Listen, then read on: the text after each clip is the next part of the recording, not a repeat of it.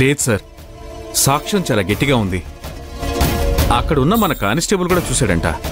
Driver కూడా surrender అయిపోయాడంట sir. అవన్నీ నువ్వు చూసుకో. కాకపోతే కేసు ఎంత తొందరగా క్లోజ్ అయితే అంత మంచిది. తెలుసుగా ఇందులో మీడియా ఇన్వాల్వ్ అయిందని. ఓకే సార్, జై హింద్. ఎక్స్క్యూజ్ మీ సార్, లోపలికి రావచ్చా?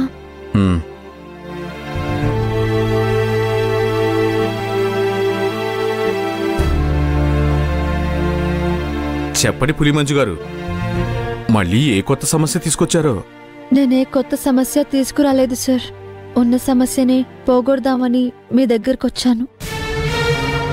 దయచేసి నా సస్పెన్స్ ఆర్డర్ని క్యాన్సిల్ చేయండి సార్. మీకు తెలుసు కదా సార్, నేను కావాలని చేయలేదు సార్. ఇప్పుడు నేనున్న పరిస్థితుల్లో నాకు నా కుటుంబానికి ఈ ఉద్యోగం చాలా అవసరం సార్. దయచేసి నా సస్పెన్షన్ని క్యాన్సిల్ చేయండి సార్, ప్లీజ్ సార్. చూడు మంజు, నేనేమీ నిన్ను కావాలని సస్పెండ్ చేయలేదు. చూసావుగా సత్య ఎంత కాల్ చేశాడో.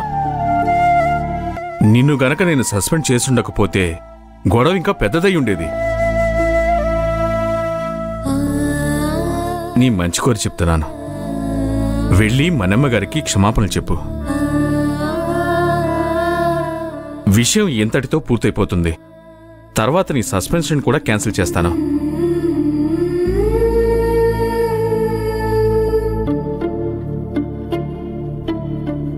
అలాగే సార్, చెప్తాను, తప్పకుండా చెప్తాను. ఇంతకు మించి నాకు వేరే దారి లేదు. పరిస్థితుల్ని అర్థం చేసుకున్నావు, మంచిది, వెళ్ళు.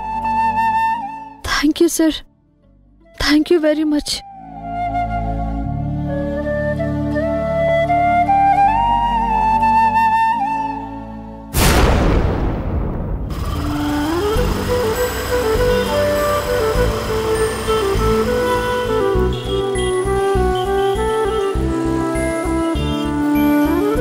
మేడం, నన్ను గుర్తుపట్టలేదా?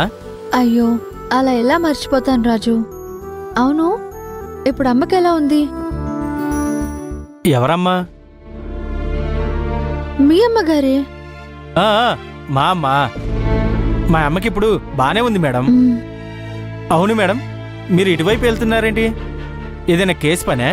లేదు, సత్య అనే ఆయనకి అమ్మగారు ఉన్నారు కదా, ఆవిడ్ని కలవడానికి వెళ్తున్నాను. అయ్యో, మళ్ళీ ఏదైనా ఇబ్బందా మేడం? ఆహా లేదు, కొంచెం పనుండి వెళ్తున్నాను. అలాగా, అయితే ఓకే. కానీ వాళ్ళిద్దరూ ఇంటి దగ్గర అయితే లేరు మేడం. అమ్మగారు ఎక్కడికి వెళ్ళారో తెలియదు కానీ సత్య అన్న మాత్రం లాయర్ గారి దగ్గరికి వెళ్ళారు. నీకు అడ్రస్ తెలుసా? పదండి మేడం, నేను చూపిస్తాను. దా కూర్చో. చెప్పండి.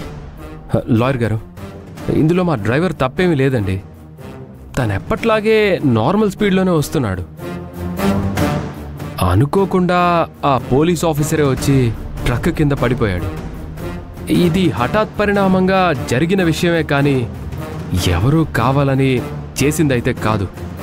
ఓకే, కావాలంటే మీరు పక్కనే ఉన్న మిగతా పోలీస్ ఆఫీసర్స్ని కూడా కనుక్కోవచ్చు. వాళ్ళు కూడా అదే స్టేట్మెంట్ ఇస్తారు. కరెక్టే సత్య, జరిగింది హఠాత్ పరిణామమే, నేను కాదన్ను. కాకపోతే ఇక్కడ వచ్చిన విషయం ఏంటంటే చనిపోయిన వ్యక్తి సాధారణమైన వ్యక్తి కాదు, పోలీస్ ఆఫీసర్. అది కూడా చెక్ పోస్ట్ దగ్గర ట్రక్కు కింద పడి చనిపోయాడు. ఇక మీడియా విషయానికి వస్తే ఇది హత్యేనని ఖచ్చితంగా తేల్చి చెప్పింది. కాబట్టి ఈ విషయాన్ని కొంచెం జాగ్రత్తగా డీల్ చేయాలి. అలాగే సార్, ఎమ్మెల్యే గారు కూడా మీతో మాట్లాడతానన్నారు. సరే సత్య, నేనైతే ప్రాసెస్ స్టార్ట్ చేస్తాను.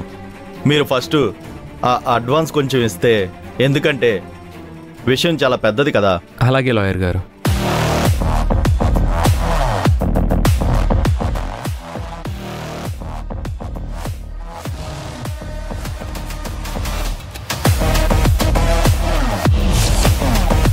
ఓకే అన్న. సార్, కాసేపట్లో మా మనిషి మీకు అడ్వాన్స్ తీసుకొచ్చిస్తాడు. కాకపోతే మీరు కొంచెం ఈ కేసుని స్పీడప్ చేయాలి. ఎందుకంటే పాపం డ్రైవర్ కుటుంబం అతని మీదే ఆధారపడి ఉంది. అతను తప్ప వాళ్ళకి వేరే దిక్కు లేదు. మీరు దాని గురించి ఏం టెన్షన్ పడకండి. అతనికి బెయిల్ ఇప్పించే బాధ్యత నాది. నేను మీకు హామీ ఇస్తున్నాను. కాకపోతే హియరింగ్ నడుస్తూ ఉంటుంది కాబట్టి కోర్టుకు వస్తూ పోతూ ఉండాలి. అలాగే లాయర్ గారు. సత్య తీసుకోండి సార్.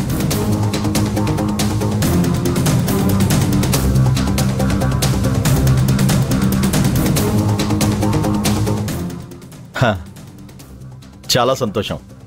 ఇప్పుడు మీరు నిశ్చింతగా ఉండండి.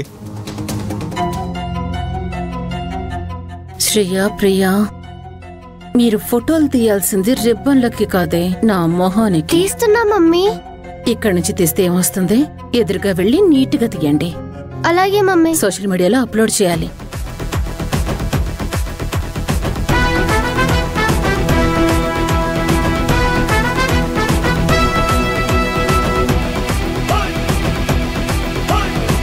మన మగారికే, మన మగారికే, మన మగారికే, మన మగారికే, మన మగారికే, మన మగారికే, మన మగారికే, మన మగారికే, మన మగారికే, మన మగారికే, మన మగారికే, మన మగారికే, మన మగారికే.